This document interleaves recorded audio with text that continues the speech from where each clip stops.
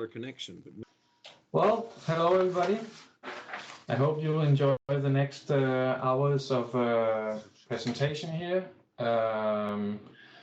We will talk a little about public engagement in sustainable innovation. There will be two presenters. It will be myself, Lars Klüver, here from the Danish Board of Technology. I'm directing the Danish Board of Technology, but and Danish Board of Technology is also part of the CASI project. And besides that, we have been coordinating a project called Engage 2020, which made an overview of methods which could be used in European science and innovation. Public participation methods of different kinds. We made a catalog of, I think it was 57 different methods, which can be found online. And later in this webinar, Edward Anderson will show you that and tell you a little about it. So I will not do that now. Basically, we will talk about innovation broadly, but focus on the public participation element of it.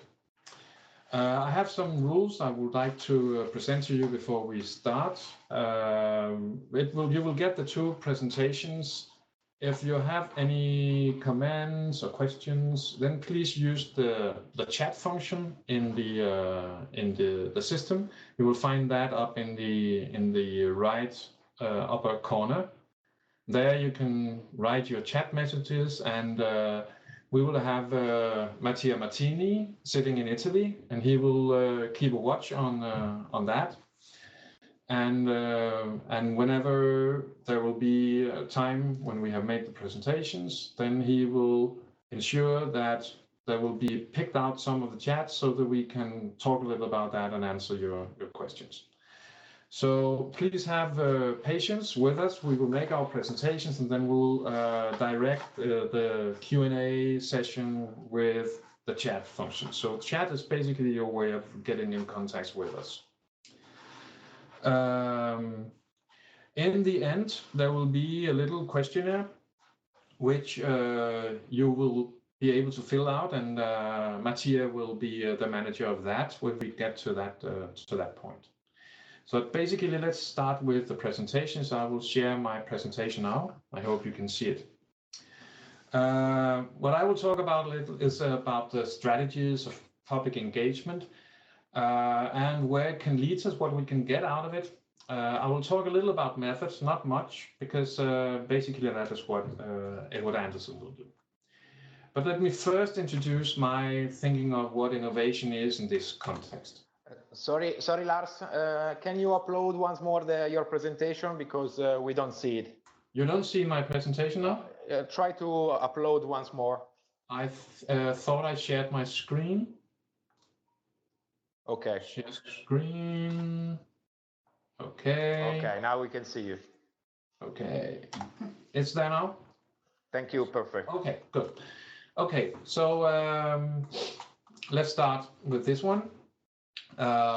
It basically presents my thoughts about how we should discuss innovation here, because sustainable innovation is not only a matter of the first step in the development of a technological solution, as I see it. If we see technological development, I know it's not a straight line. It's quite chaotic process actually to develop a technology, but it starts anyway in the left end with an idea, some sort of beginning of the whole thing, and it ends in the other end with a technology which is so deeply embedded in our society that in order to reshape it, we have to really break up institutions, break up laws, maybe change our society. So technology can be so deeply embedded that it's very difficult to change it. Just think of our train systems, for example. So the point is that during this technological development, we have different societal situations. In the beginning, we want to develop the technology, and that means develop the innovation system around the technology. This could maybe be helped by making technology foresight, making some prioritization in our innovation system, focus on some things we want to develop and other things we don't want to develop. So basically, there's a selection in the beginning of an innovation process of what we want to innovate. Then at a certain point, we begin to have something that looks like something. Let's, for example, say nanotechnology, different kinds of nanotechnology innovations. Then we come to a phase in society where we begin to ask the question, what should we use this for? And what should we not use it for? There might be different reasons for both. So basically, we come to a situation where we need to seek goals. We have processes there, for example, the consensus conference, which is a very good method for seeking societal goals for a certain innovation or certain technology. Later, we see that society is maybe not ready for this technology. Maybe we need to make some social technical strategy. And what do I mean with that? Well, for example, maybe we need to make some institutions around the technology. Let's say, for example, that we get driverless cars in the future. Maybe we need to change our institution in transport management in order to deal with those challenges that driverless cars will give us. So basically, social technical strategies is about changing our society so that technology and the challenges it gives fit better together. And typically, this is a matter of strategizing, and expert and stakeholder work group kind of work is very good at that. You can see at the bottom of my slide. At a certain point, the technology might begin to give problems, environmental problems, societal, social problems, whatever. And therefore, we might need to have other kinds of engagement processes. This could be open parliamentary hearings, citizen initiatives, or whatever. And at some point, we need also to embed the technology in society. Think of, for example, here we can stick to the traffic example. Think of here the difference between traffic culture in Italy and in Denmark. I don't know if you've been both places, but in Italy, it seems chaotic, but you can walk into the street and you will not be run down. People are aware that suddenly people walk onto the street. In Denmark, you would be run down. We are not aware that people don't just walk on the street. So it's not only about the car, it's not only about the regulation, it's very much also about embedding it into societal culture. And in the end, for example, a scenario workshop is very good at doing these kind of things. And in the end, we might have this technological system which is so stiffened, stoned in our society that we're not really able to move it in the direction we want it to move. That's what we call reshaping. And for that, we need to make organizations, laws, everything meet and be thrown up in the air and begin to look at it again. Future Search conferences are very good at that. So my point here is that innovation is not just something that goes on in the beginning of this line. It's actually something that goes on all along the way, but it has to answer different kinds of challenges along the way.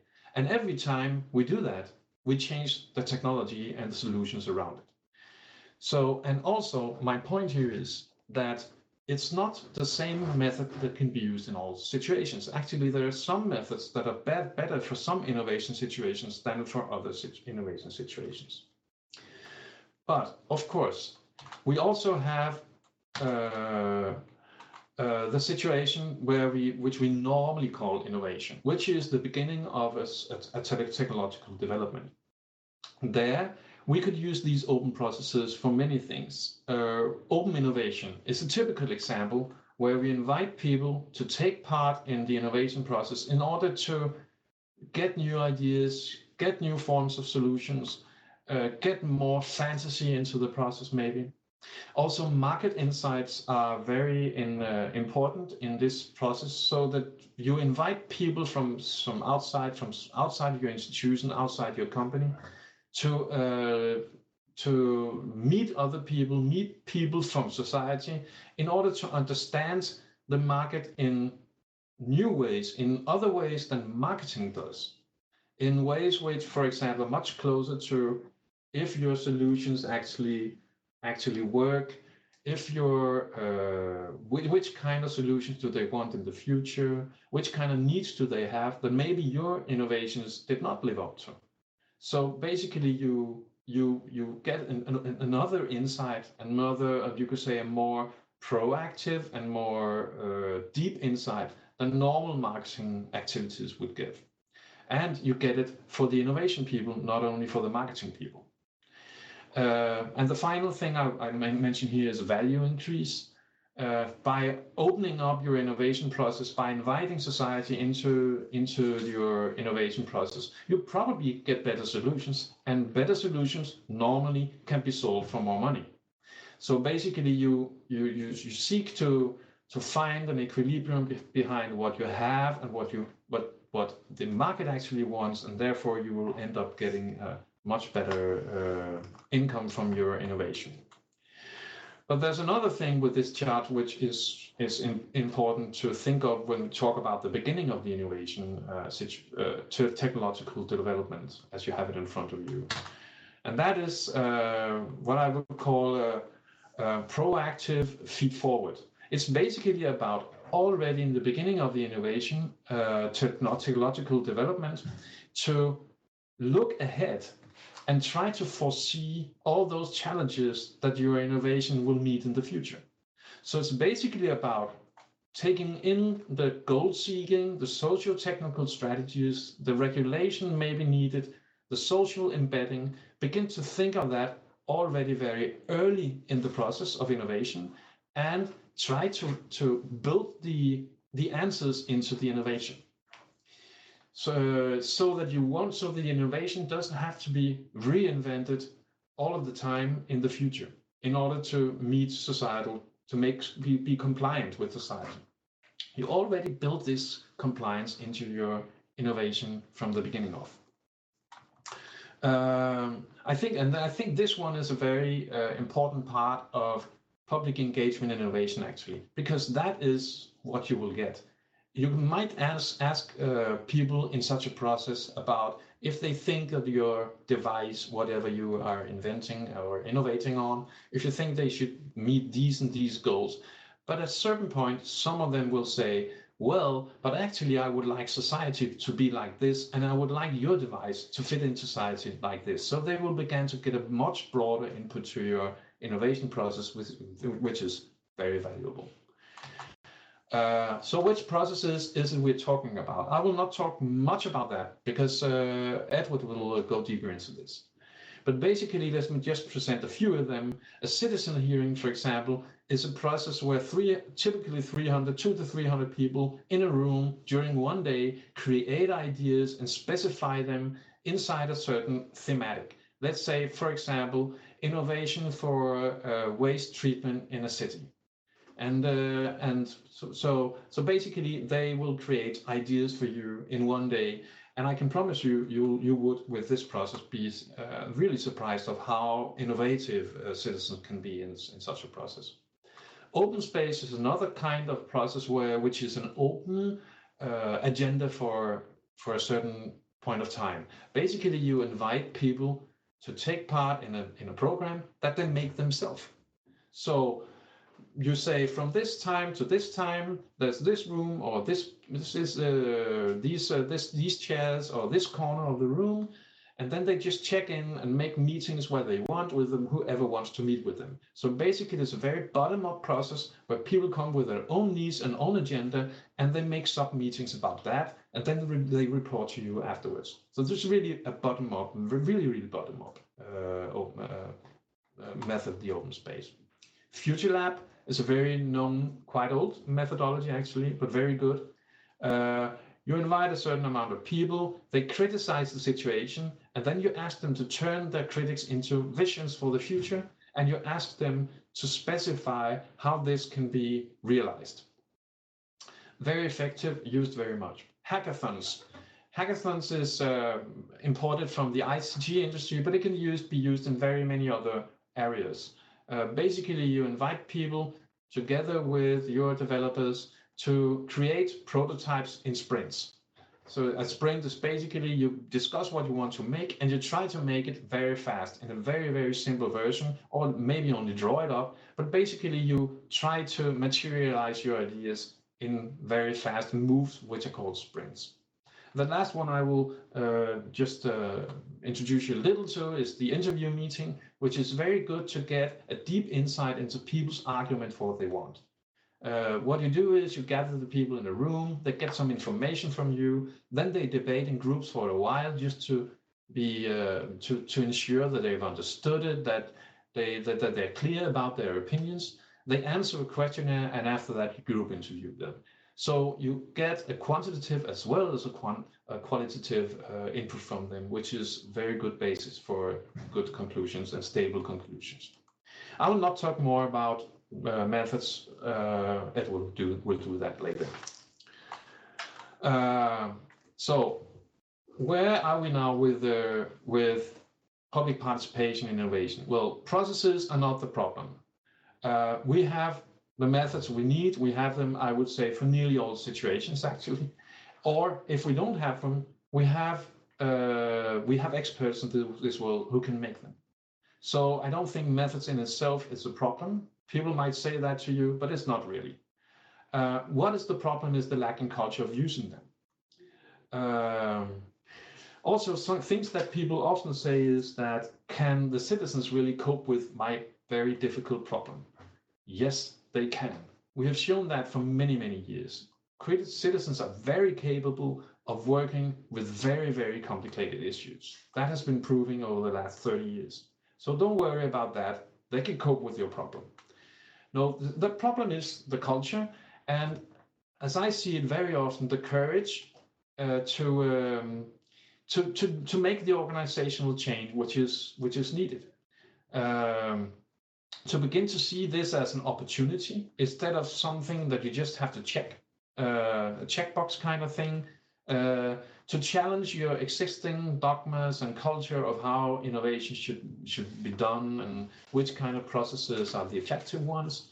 There are others, challenge that, and also, of course, in the end, to change behavior. Also, it's a matter of embedding a strategy for it. So anyone who works with innovation knows that there's something called innovation management, but just try to answer for yourself, how many innovation management schemes have you seen where there is engagement thoughts embedded in the process? I would say nearly none. And that is a big error. I mean, in any innovation management scheme, as I think of it, there ought to be in any step some kind of consideration if there should be some kind of engagement dimension in your process. Also, I think as part of the innovation strategy, there should be some kind of alliance with process planners and facilitators. Don't demand of your engineers or your physical scientists that they are experts in these kind of processes. They're not. They can be over time, but they are not from the start. So I think many science and innovation groups, many companies could really get a much out of making some sort of alliances with people who are used to doing these kind of processes. And of course, in the longer run, this part of the strategy should be about finding the balance between educating your own people to run such processes and hiring people from outside to do it. And that's a balance. I mean, very big companies maybe could have their own people to do that. Small companies, definitely, it would be a waste of money. It would be cheaper to buy people from outside and make alliances with them. I also think that something that is underestimated now and then, why do I say now and then? I think very, very often, is that changing an innovation strategy is a quite big in organizational change. It basically means that the whole consortium, organization, institution, or company have to accept that we now begin to develop our innovations in a new way, much more open way. And therefore, in order to make this happen, to open up your innovation for public engagement, I think everybody needs to consider to invest as much in it as you would do in any other organizational change that you do. Maybe take people for a 2-day seminar or whatever, but it's not something that comes out of nothing. It comes out of an effort to actually change your organization. What are the advantages?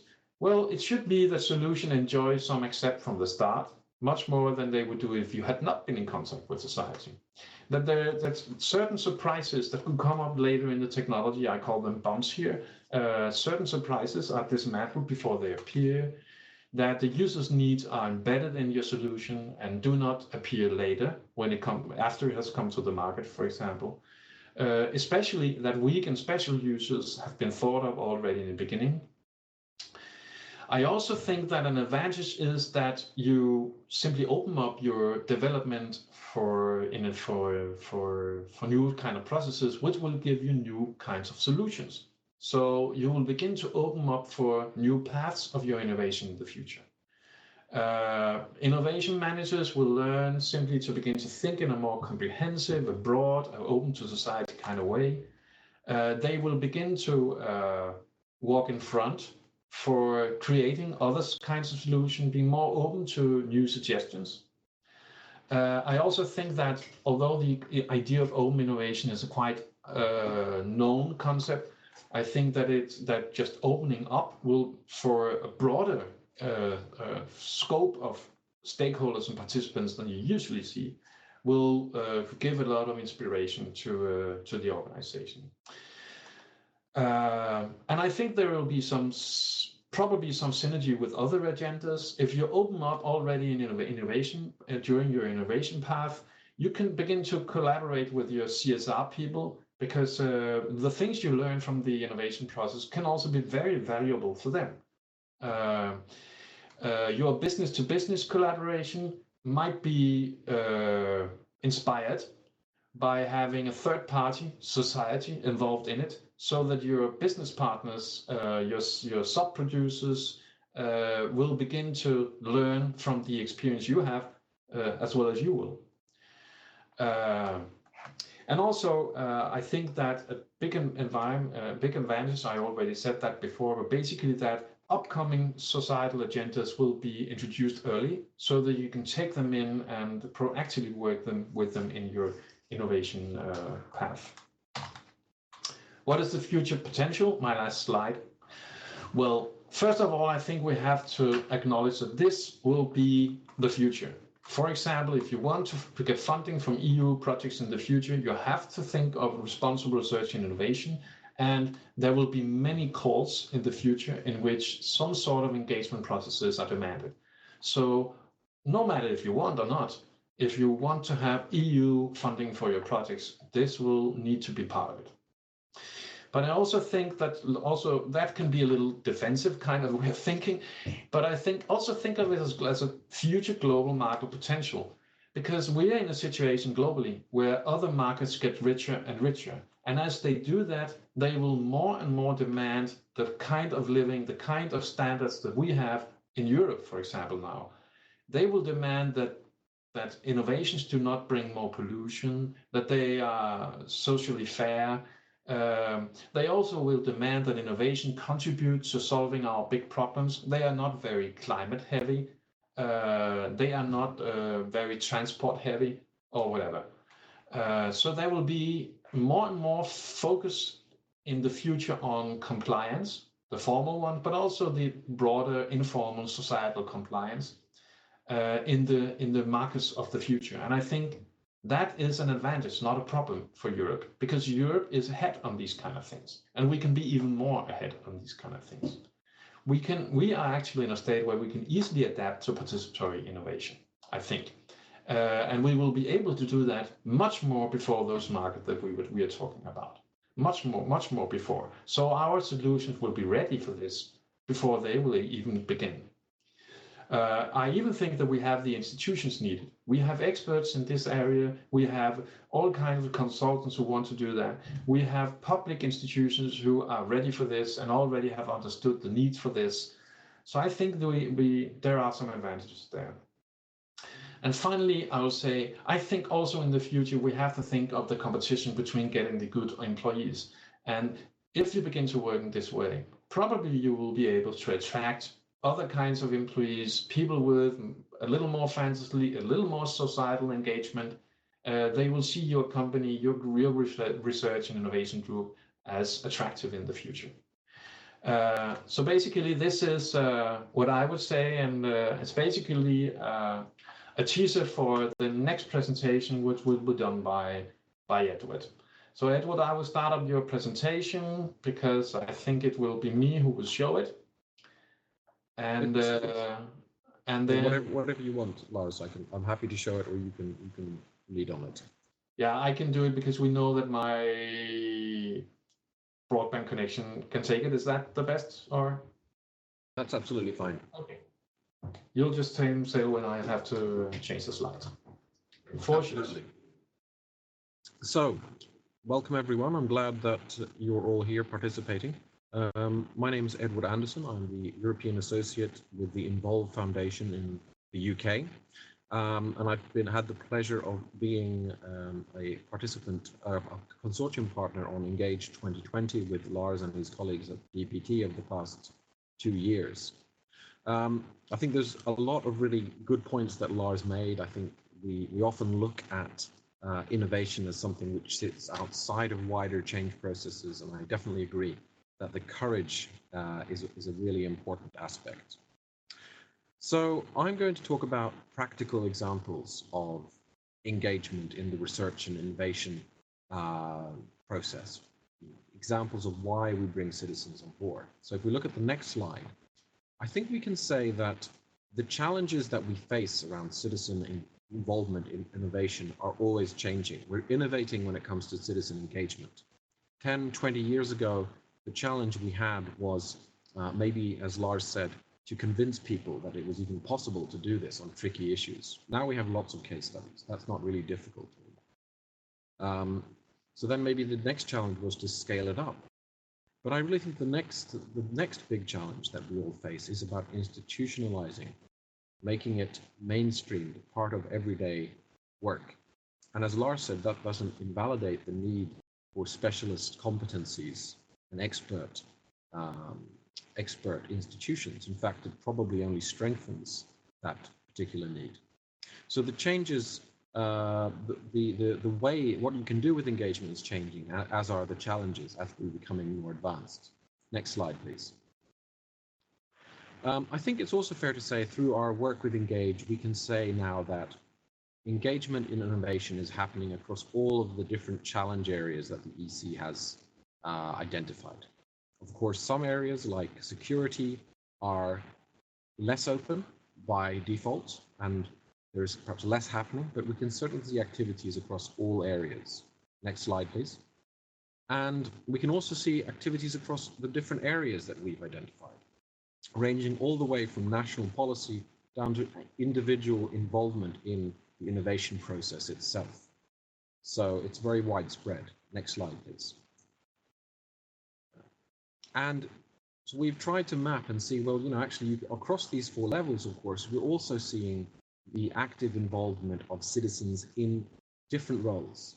Sometimes they're there as randomly selected citizens. Sometimes they're there as members of civil society organizations. Sometimes they're people who are citizens who are directly affected by a technology or an innovation that need to be involved. Patients, for example, consumers, employees, users. So there's a lot of different ways in which you can involve the public in innovation. And it's important to really understand these, to understand where you're trying to involve. Is it at a very early policy stage? Is it perhaps in the actual innovation process itself? For example, like a hackathon, which Lars mentioned. And are you inviting people as citizens, as consumers, as users? What is the type of citizen that you need to access? These are all really important questions. Next slide, please. And I think there is also worth really understanding how much power are you willing to share with your citizens? Are you willing to share the opportunity to innovate? Are you willing to share power there? There's a lot of opportunity. Lars mentioned open space, but it takes courage to do so. And as we go more towards the handing over of power to citizens, we also see that the process control and the initiative goes to the citizens rather than the innovation institutions. Next slide, please. We can also see that there are lots of different fields of practice out there, that we have these schools of thoughts and areas of practice that have been running for quite some time, like technology assessment, the user involvement field, workplace innovation, science shops, citizen science. So it's worth spreading your wings. If you are used to working in one field, one particular methodology, then by all means look beyond that, because there's a lot of other activities. Next slide. And actually, if you look at the menu, the smorgasbord, if you will, of public engagement, there's a lot of different opportunities for citizens. A citizen can be actively involved in initializing the involvement, funding it. I think crowdfunding is an interesting area where we haven't done enough research. Setting the agenda, supervising the innovation process, shaping it, all these different levels that Lars mentioned previously. Next slide. And so we now need to ask, well, why do we do engagement? Because I think there are different reasons for bringing the citizen into the innovation process. And once we understand what is the problem that we want the citizens to help us solve, we can find a good method. Next slide, please. And a key part is that citizens are often the experts. Next slide, please. And a very interesting example of that is a Dutch example. It's a science shop. Happened in 2002, where there were citizens who felt that there was a lot of noise coming from wind turbines.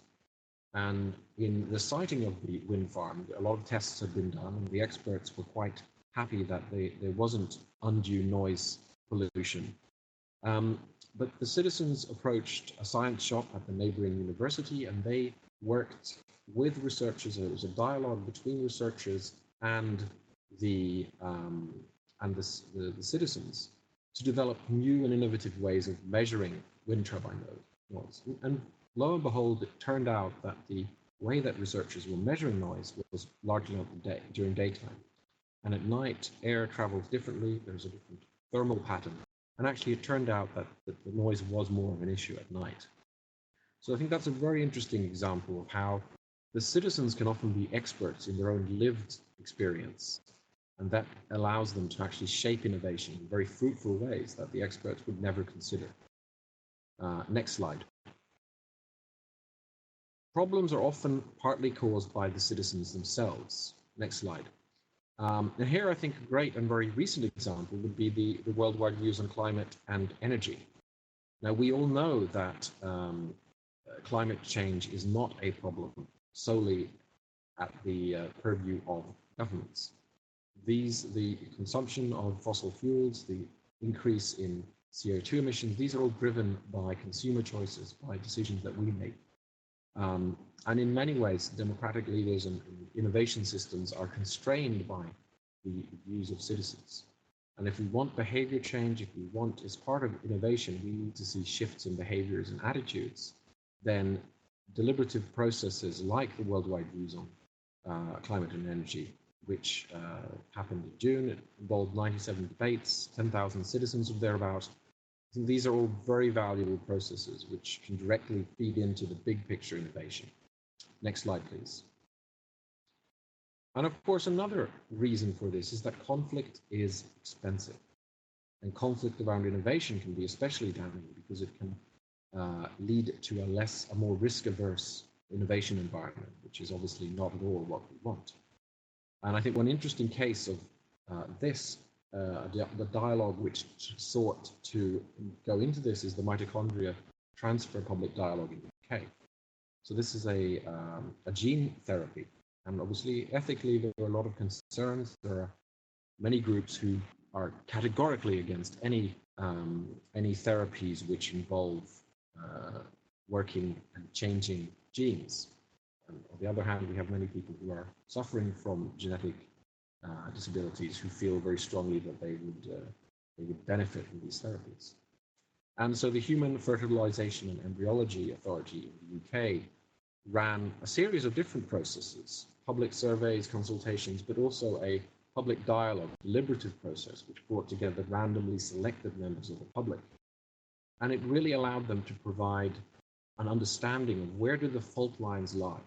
We often talk about the public in innovation, But of course, many times there are publics.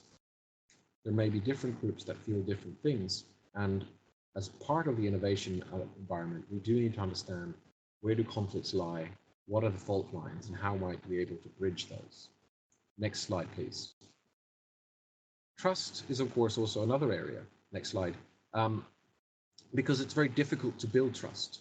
And when we're dealing with innovation, particularly, I would say, when it comes to marginalized groups who feel themselves powerless, trust becomes incredibly important because many groups have disengaged from innovation, disengaged from government, disengaged from research institutions. And this can be very damaging, very dangerous, especially, for example, around chronic conditions, chronic diseases. And so here I'd like to bring up an example of a forum theatre model. So this is a participatory theatre model where you take the complexity of a new innovation area or research area and you develop a theatrical performance which conveys some of the key ethical dilemmas and the key concerns and questions, and then use that as a tool to engage with the public in order to get meaningful input to some very complex and difficult questions. And this can happen obviously at many levels. It can happen at the program level or the project level, and it can involve many hundreds of people. So this was a project which was run by a university centre in the UK. And I think there are a lot of these creative methodologies that we should be really looking more towards. Just because innovation is difficult doesn't mean that the process can't be fun. So next slide, please. And then it's also important, I think another big driver, the reason for why we are seeing these participative processes is, of course, the fact that we have both complicated and complex problems. And of course, complex being that it's not necessarily difficult to understand the system, but the system in itself is very unpredictable. And when we're dealing with those kind of processes, we clearly need to have a more agile research and engagement environment. And to point to that, in the next slide, I would like to look at citizen science. And in this case, the Snapshot Serengeti, which is one of the many projects hosted under the Zooniverse website. Now, Zooniverse is a hub for citizen science processes where anyone who has an internet connection can log on and really contribute to a research or an innovation process by cataloging data, analyzing, gathering data. And I think the internet has really been a great boon for citizen science, allowing people to contribute maybe 5 minutes or 10 minutes. Zooniverse has over 1 million members, and across Europe there are hundreds of thousands of people who take part every year in these kinds of processes. So this is yet another example of one way that citizens can actively take part in the innovation process. So it's a good one, worth looking at as well. So I hope I've given you a sense of the real range of methods used, some of which involve very small numbers, some of which involve large numbers, some of which help you deal with conflict and lack of trust, some of which help you deal with complexity. Next slide, please. We need a next slide. Sometimes a problem with the graphics. And next slide. I think it's really important to consider these questions. What is the challenge you are faced with? What is the role you want citizens to play? What are the different mechanisms that you would like to make use of? Because these tools are very, very different.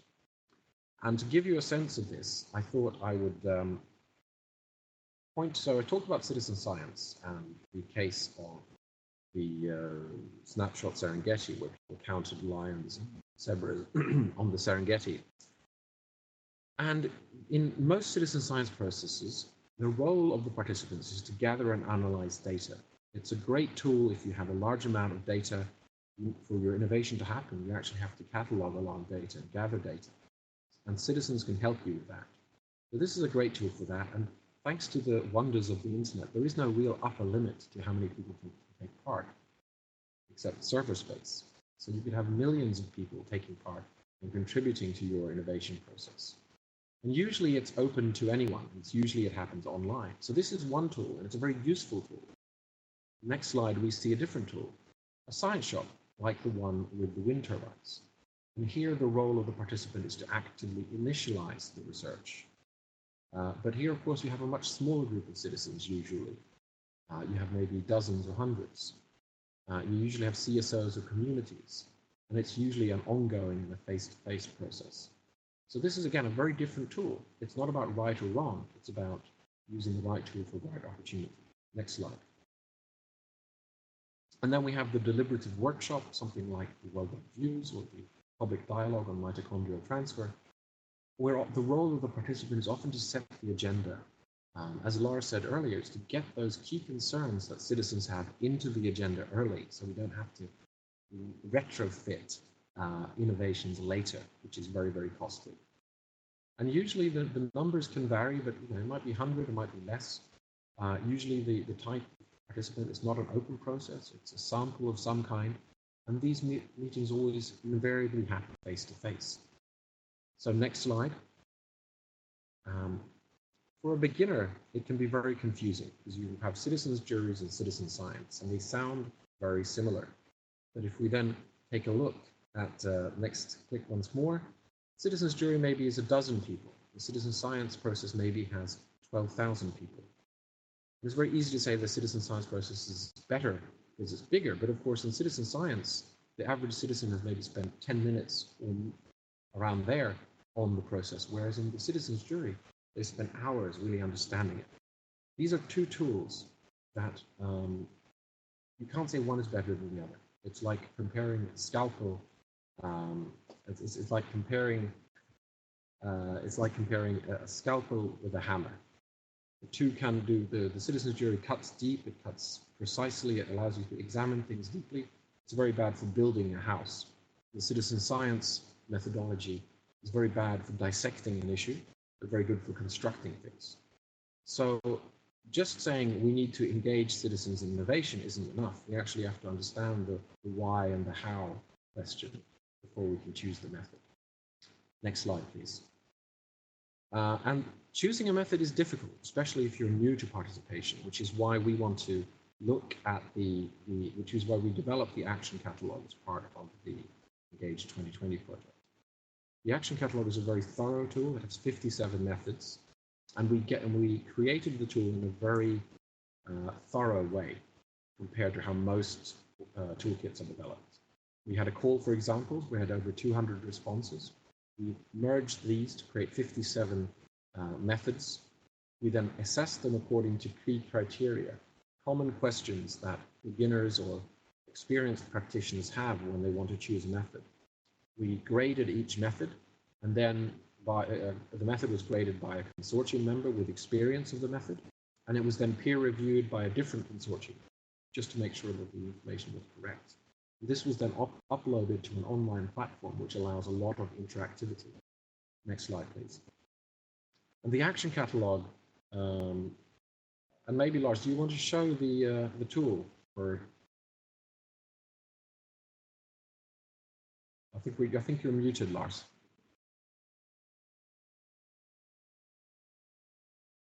I can't hear you, Lars. Okay. Just continue. There, we can hear you. Okay. You can hear me now? Yep. Okay. Did you want to show the tool? I think we should just take it as slides because okay. I think there should be some time for questions as well. We only have 13, 14 minutes left. So next slide, please, then. We also have another tool, the EMPology, which gives you an entry point into all the tools we've created in Engage 2020.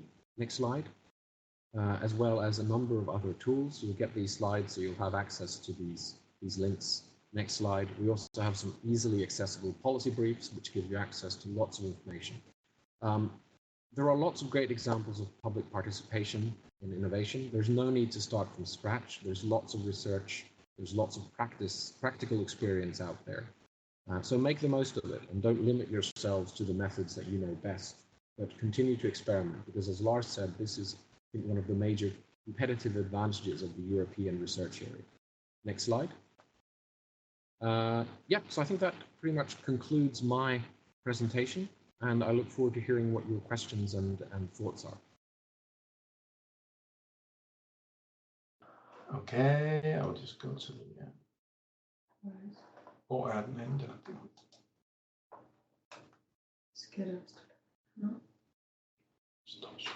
Stop sharing. Okay. We need to look into the chat room now. And Mattia, which kind of questions do you have for us? I have one here from Nils Thorsen, I think, from Mattia Martini. Is it always true that through the involvement of more actors, it is possible to get better results, for example, in terms of sustainability impacts? Is there any empirical evidence on this relation? I think I can answer this one, because if we take the experience from open innovation, there you have a typical bell curve where if you invite more and more people to your open innovation process, then you get more and more out of it. But at a certain point, you get less and less out of it. So in a strict normal innovation process, I think this curve basically counts, and there's a lot of evidence for increasing the output. But at a certain point, then you'll basically be overloaded in innovation, and you get less and less out of the open innovation process. So there is an optimum of number of people you can you should invite into an open innovation process. I think it's a little different with public participation, because basically you seldomly use public participation as a very embedded part of your whole innovation, like you do in normal open innovation. What you typically do is you make specifically tailored events for getting input from the public at specific points in your innovation path. And I think there it's more like, which kind of answers do you need, which should define how many people you want to engage. So let's take, for example, so that's an answer with regards to the number of engaged people. Another thing is, do they focus on what you want to get? I think that's basically a question of how you design your process. I think you can prompt people to work with the things you need, and therefore I think, yes, you will always get a valuable input from asking people from outside. So basically that's, I don't know if it's a full question, Mattia. If you have some other question, then please. Yes, I have another question here. To take part in the process on technological innovation, how much important are the technological skills of people involved? Are these skills a prerequisite for technological innovation? Eventually, how can we deal with this issue? I think maybe Edward, you would like to answer this question. How much do people need to be skilled in the technology we're talking about? And specifically for technological innovation, is it needed that they know very much about technology? I think that's a very valid question. I think it's important to ask, what is the expertise that different groups can bring to the innovation process? Because it's very unfair to put someone in a position where they have to answer questions that they don't have competency. I'm thinking about the work that's happening around innovation around cars, where certain new car models, certain car manufacturers are working very closely with users to develop new models. Now, they're not expecting those users to tell them what kind of Kevlar should we use in seatbelts, or what kind of alloys should we be using in the car body. That's a technical expertise which they have no way of knowing. But their expertise is around use. It's around ethics. It's around the issues around, say, driverless cars. I mean, what kind of risks are we willing to accept? These are questions which actually their citizens have a lot to contribute. So I think it's the lived experience. It's often the kind of I know what I like kind of knowledge, rather than necessarily technical specification.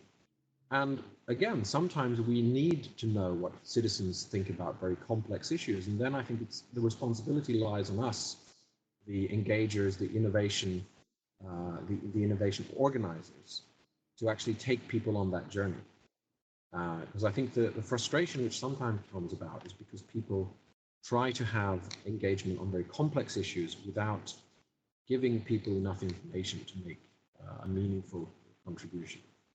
So I think, yeah, to start with, what is it people have expertise around, and build on that. I don't know if you have additional thoughts on that, Lars?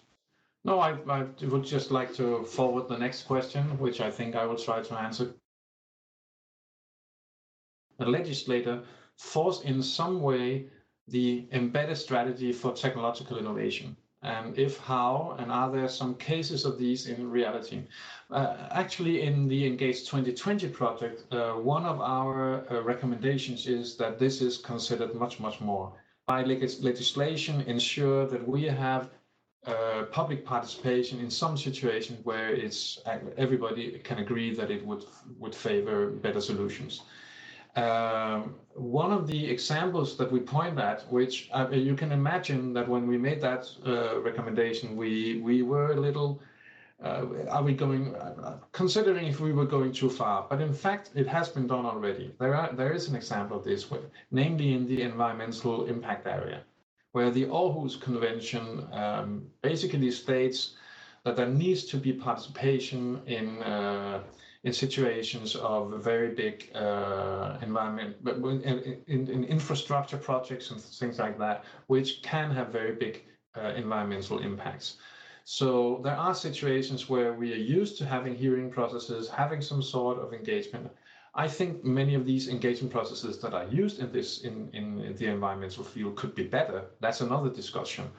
But there is actually an example of regulation that forces people to use participation. And I think that could be done as well in some innovation areas. For example, when the innovation areas include some risks. Let's take, for example, the whole nanotechnology area where risk is still being debated a lot. That's an area where the area would be favored by much more public participation. I have another question here. As a facilitator, you can only facilitate, but have not the power to use the participation process output to make changes in society. How do you, as a researcher or facilitator, deal with this problem and still motivate citizens to participate? I guess that both Edward and I have something to add to that, but I think Edward should start. Thank you, Lars. I think that this is something that lies very close to my heart. I think we do need to get better at culture change. I think that in the same way that many institutional decision makers are woefully unaware of public engagement, I think many public engagement practitioners are woefully unaware of how decisions are made in institutions. And in the past, perhaps we've gone too far down the route of doing pilot projects because it's interesting. But actually, we need to go back to the beginning, and when we start the process, we need to understand who makes decisions here. How do they make decisions? What is considered valid evidence for this group?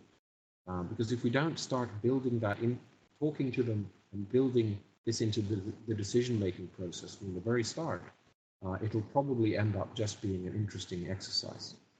Lars? Yeah. One other thing, my answer to this would be that I think part of this is also to find a new role as a researcher and innovator. I think that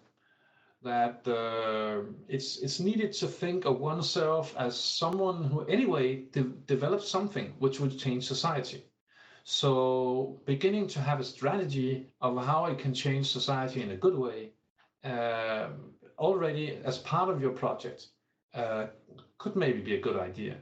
In some projects which are traditionally seen by the researchers and innovators as technical projects, it might be good to invite people who are much more skilled in contacting policymakers, contacting public institutions, lobbying for that sake, in order to get the points of the project out in society and work with in society. Because I think that's actually a fair way of looking at it. Your innovation will anyway change society. So it's reasonable to do something to ensure that it's done in a good way. And I think many innovators could ensure that by basically think of it when they develop their consortium or their alliances, as I said earlier, build up alliances with people who are used to deal with broader societal issues and policy making. So I think we have used our time now. I hope you got something out of this webinar, the things you wanted to get out of it. You will be able to find our presentations on the CASI website. And of course, also you can use the communication channels to CASI to be in contact with the project and ask questions, whatever you want. So please be in touch with CASI in the future. And let me also make a little advertisement for the other webinars that will be there in the future. We already have one on the 9th of December on the role of social innovation for sustainability. So, 9th on the I'm just here. I'm on the 10th tomorrow on public participation as a success factor for sustainability, insight from CASI policy brief. So invited to take part in this webinar that I for some way messed up with the other ones. But anyway, I hope you enjoyed the webinar. Thank you for taking part. Bye-bye.